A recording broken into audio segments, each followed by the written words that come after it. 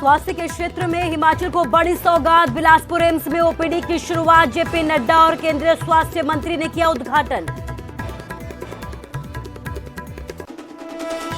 करनाल को मनोहर लाल ने दी करोड़ों की सौगात। समारोह में शामिल नहीं हुए अनिल विज। सीएम ने नगर निगम के भवन का भी किया उद्घाटन।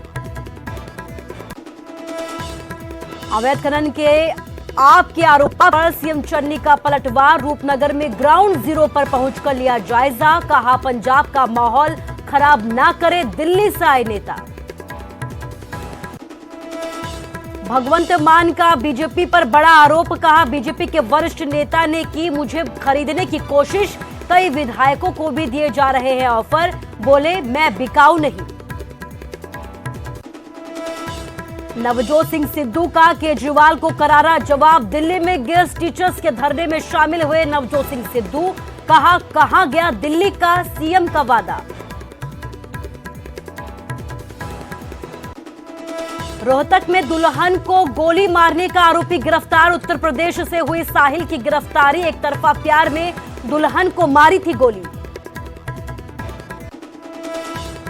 और हिमाचल में मौसम ने फिर बदली करवट। पहाड़ों पर बिछी बर्फ की सफेद चादर। घरों में दुबकने को मजबूर हुए लोग। लाहौल घाटी में प्रचंड ठंड।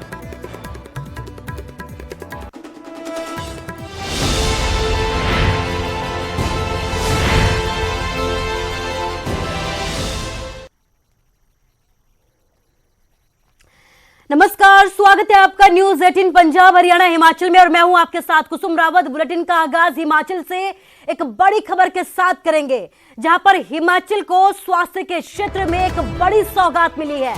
बिलासपुर में एम्स में ओपीडी की शुरुआत की गई है। जेपी नड्डा और केंद्रीय स्वास्थ्य मंत्री यहां पर पहुंचे और कार्यक्रम का और नई ओपीडी का यहां पर उद्घाटन किया गया। सीएम जयराम ठाकुर भी यहां पर मौजूद है। केंद्रीय मंत्री अनुराग ठाकुर भी कार्यक्रम में मौजूद है। बिलासपुर वासियों को यहां पर बड़ा तोहफा दिया गया है। तो हिमाचल के लिहाज से बड़ी खबर, जहां पर बिलासपुर एम्स में ओपीडी की शुरुआत की गई।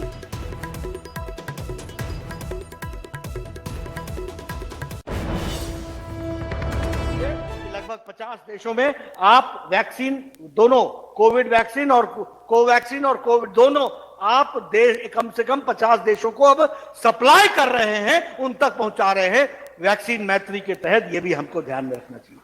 यानी भारत अब लेने वाला नहीं हुआ, अब देने वाला हो गया। अब हम दे रहे हैं। ये हमारे नेतृत्व का परिचय बनता है, उसको हमको समझना चाहिए। और उसी तरीके से वैक्सीन की बात में हिमाचल प्रदेश को मैं बधाई देता हूं, जयराम ठाकुर जी को बधाई देता हूं, इनकी सरकार को बधाई देता हूं और इनके स्वास्थ्य कर्मियों को भी मैं बधाई देता हूं, जिन्होंने दूर दराज इलाके में जाकर के 100% वैक्सीन पहुंचाई है। इस बात के लिए मैं बधाई देता हूं।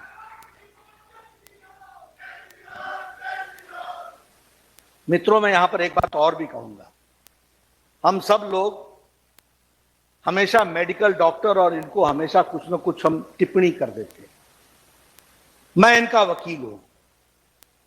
हमारे स्वास्थ्य मंत्री जी बैठे हैं। मित्रों, जिस तरीके से भारत का स्वास्थ्य मंत्रालय काम करता है और जिस तरीके से हमारे डॉक्टर दिन रात काम करके सेवा करते हैं, उनको नमस्कार करना चाहिए, उनका स्वागत करना चाहिए, उनको आशीर्वाद देना चाहिए। और मैं कहने के लिए नहीं कह रहा हूं, विदेश में चले जाओ, एक डॉक्टर 15 से ज्यादा पेशेंट नहीं देखता। 16वां आ जाए तो बोलता है ओ माय गॉड। और यहां हमारे एक एक डॉक्टर को 100-150 पेशेंट देखने पड़ते हैं। और हमारा पेशेंट भी आके बोलता है अच्छा डॉक्टर साहब खाना खा रहे हैं। बोले नहीं, आप आइए, आपकी सेवा कर रहा हूं मैं। ये ललक, इसको समझना चाहिए। मैं आपके सामने, मैं इनका वकील हूं। राउंड द क्लॉक काम करते हैं।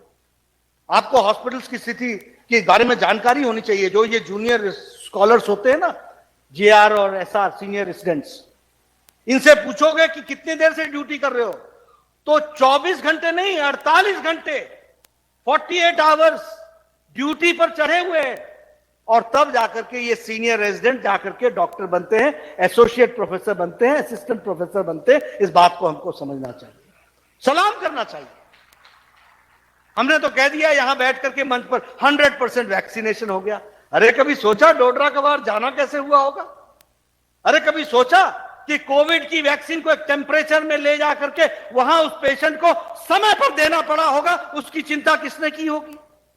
कभी सोचा होगा कि खड्डों को पार करके, कभी पहाड़ियों को चढ़ करके, अपने परिवार की चिंता ना करते हुए जिस पहाड़ी को चढ़ेंगे शाम तक लौटेंगे कि नहीं लौटेंगे मालूम नहीं, आशा वर्कर कहां ठहरेगी कहां नहीं ठहरेगी मालूम नहीं, उसके बावजूद भी आपकी सेवा के लिए ललक से लगी रहे, यह है हमारी सेवा। इसको हमको समझना चाहिए और इसको धन्यवाद देना चाहिए। इन लोगों ने किस तरीके से काम किया है और आज हम बड़े गौरव के साथ कह सकते हैं कि हम कोविड से मुक्ति पा रहे हैं। मोदी जी के नेतृत्व में यह संभव हो पा रहा है। यह सब इस बात का सूचक है कि निश्चित रूप से हमारे नेता सही दृष्टि से सही दिशा में काम कर रहे हैं, उसका यह परिणाम है जो हमको आज देखने को मिल रहा है। मित्रों, मैं आपका ज्यादा समय नहीं लेना चाहता, लेकिन मैं यह जरूर कहना चाहता हूं कि हिमाचल प्रदेश में बहुत तरक्की हुई है, कनेक्टिविटी की दृष्टि से, एजुकेशन की दृष्टि से, स्वास्थ्य की दृष्टि से, हमारे जिसको बोलते हो ह्यूमन डेवलपमेंट की दृष्टि से, सभी दृष्टि से हिमाचल प्रदेश एक विकसित राज्य के रूप में आगे बढ़ा है। उसके लिए मैं जयराम ठाकुर जी को बधाई देना चाहता हूं और इनकी सरकार को बधाई देना चाहता हूं।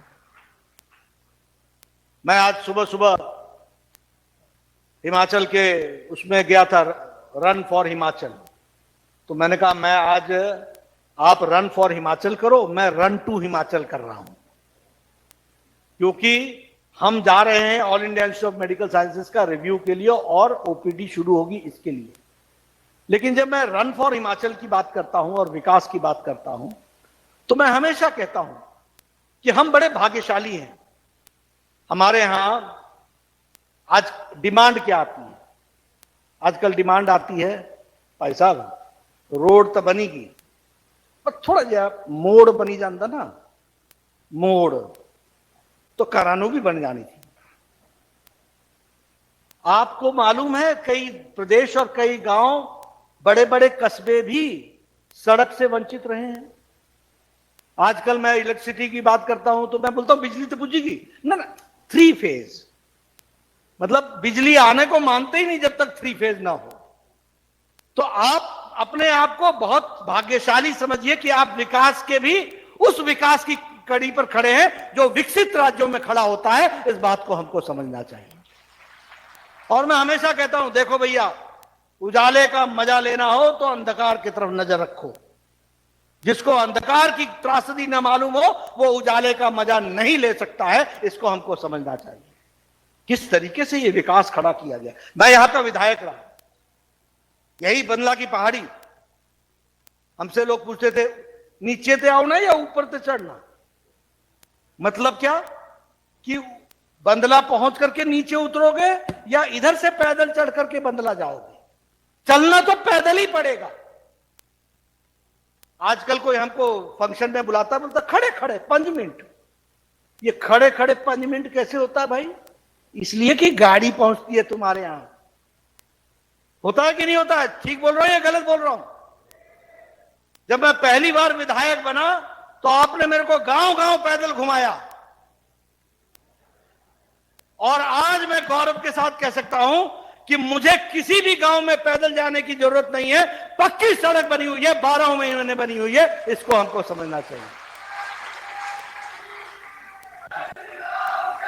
यह है विकास, यह है अटल बिहारी वाजपेयी जी की देन, यह है नरेंद्र मोदी जी की देन। इसको हमको समझना चाहिए। यही अलेखड़ पुल था ना, 12 साल से खड़ा था। हर बार सतलज का पानी चढ़ता था, उतरता था, पौवे निकले कर दे, आया कर दे, पानी तो डूबी गया जी, डूबी गया। अगले बार अगले साल थोड़ा जाए ऊपर। है गलत बोल रहा हूं क्या? आपने धूमल जी की सरकार बनाई, 1 साल के अंदर अलीखड़ का पुल आपको समर्पित हुआ। यह सच्चाई है कि नहीं है? इसको हमको समझना चाहिए। मैं सारी कहानियां आपको इसलिए सुना रहा हूं कि नेता और नेतृत्व करने की क्षमता को ध्यान में रख करके जागृत जनता का हमको परिचय देना चाहिए, इसको हमको समझना चाहिए। और मुझे पूरा विश्वास है कि आप सब लोग इसी तरीके से करेंगे। ये कोल डैम बताओ, ये इसको कड़ाई डैम बोलते थे बचपन में। 1960-70 में मेरे मामा मेरी उंगली पकड़ करके मेरे को बोलते थे कोल डैम, कड़ाई डैम, कड़ाई डैम। मैं बोलता था कड़ाई में डैम होगा क्या? मेरी अकल उस समय इतनी थी। और मैं विधायक बन गया तब भी कोल डैम और कड़ाई डैम वहीं का वहीं खड़ा रहा। इसको इंतजार करना पड़ा अटल जी का, जिन्होंने इसका शिलान्यास किया, और इसको इंतजार करना पड़ा नरेंद्र मोदी जी का, जिन्होंने इसकी शुरुआत की। और आज कोल डैम हमको मिला है, इसको हमको समझना चाहिए। ये लूरी स्टेज 1, स्टेज 2, ये सारी घटनाएं, ये अटल टनल। अब अटल टनल की मैं कहानी सुना दूं, सुनाओ। अटल टनल की कहानी यह है कि अटल जी ने आकर के प्रधानमंत्री के तरीके से उसका शिलान्यास किया। शिलान्यास करने के बाद वो प्रधानमंत्री नहीं रहे, किसी ने सुध नहीं ली। अटल जी मनाली आए, धूमल जी भी बैठे हुए थे, आप भी थे, जयराम जी, हम सब विधायक उस समय थे, हमारे महेंद्र ठाकुर भी थे, और हमारे अध्यक्ष हुआ करते थे सुरेश भारद्वाज जी। अटल जी ने हमारे सामने कहा, ये पत्थर मेरे दिल के ऊपर पत्थर है, काम नहीं चल रहा है। हम विपक्ष में थे, हम नहीं कर सकते थे, लेकिन नरेंद्र मोदी जी प्रधानमंत्री बने, भारत हिमाचल की तस्वीर बदली, तकदीर बदली, वॉर फुटिंग पर काम हुआ। और पिछले साल मोदी जी ने यह अटल टनल हिमाचल की जनता और देश की जनता को समर्पित किया। इस बात को हमको समझना चाहिए। यह है अंतर, इसको समझो। मैं बार बार आपको अंतर बता रहा हूं। जो समाज अच्छे की पीठ न ठोके और गलत को घर न बैठाए, वो जागृत समाज नहीं होता।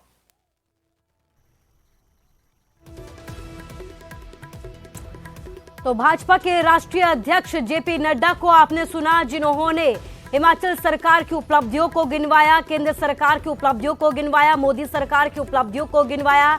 जेपी नड्डा कार्यक्रम में पहुंचे और यहां पर पहुंचकर जिस तरीके से हिमाचल को पूरे तरीके से वैक्सीनेटेड राज्य घोषित कर दिया गया, ऐसे में जेपी नड्डा ने इसकी तारीफ की, हिमाचल सरकार को बधाइयां दी।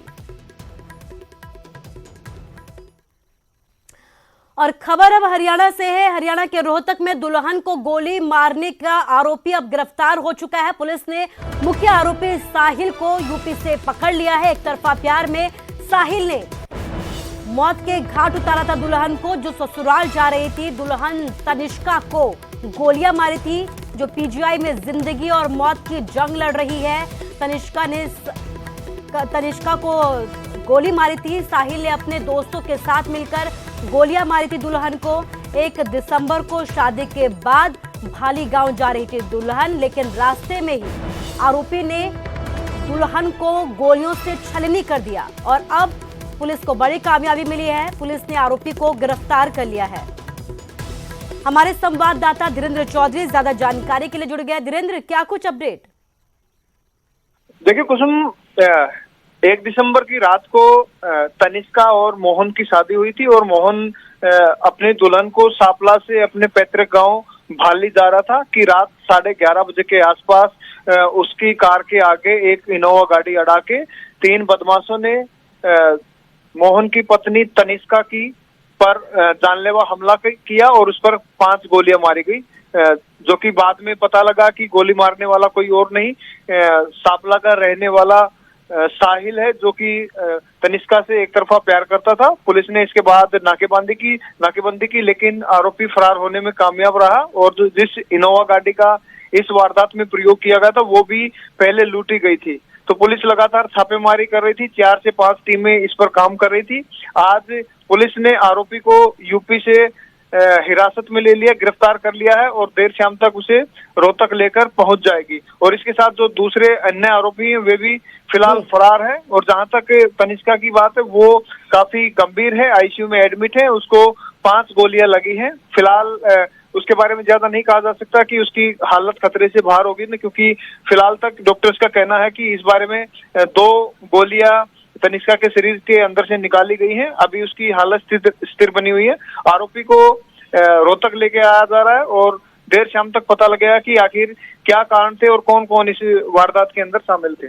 जी धीरेन्द्र, इस तमाम जानकारी के लिए आपका शुक्रिया। तो बड़ी बात यह है कि आरोपी की गिरफ्तारी हो गई है और इसके साथ ही तनिष्का की हालत की अगर बात की जाए तो कहा यह जा रहा है कि हालत अभी भी गंभीर है, इलाज लगातार जारी है।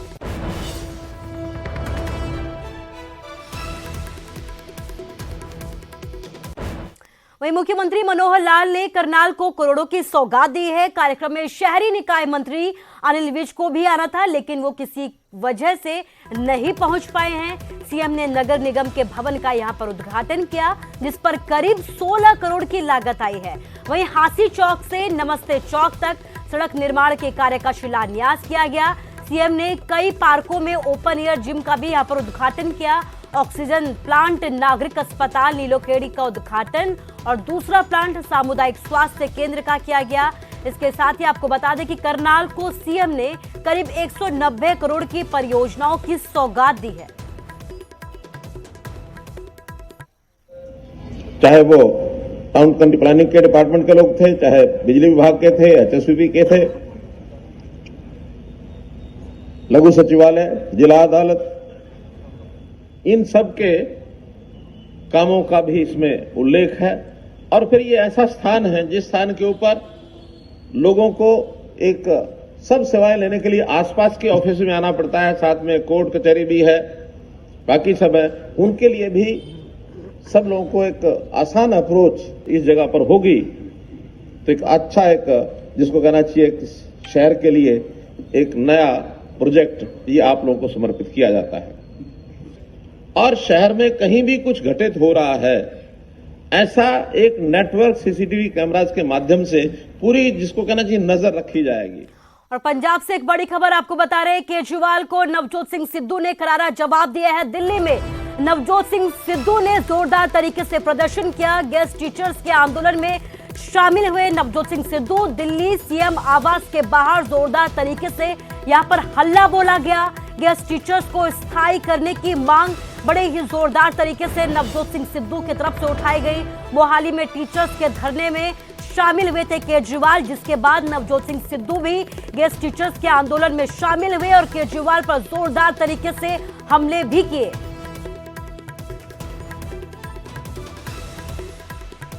सा वेतन दिया जाएगा, जितना वेतन रेगुलर टीचर्स को मिलता है उतना ही दिया जाएगा और जो कॉन्ट्रैक्ट पे है उनको रेगुलर किया जाएगा।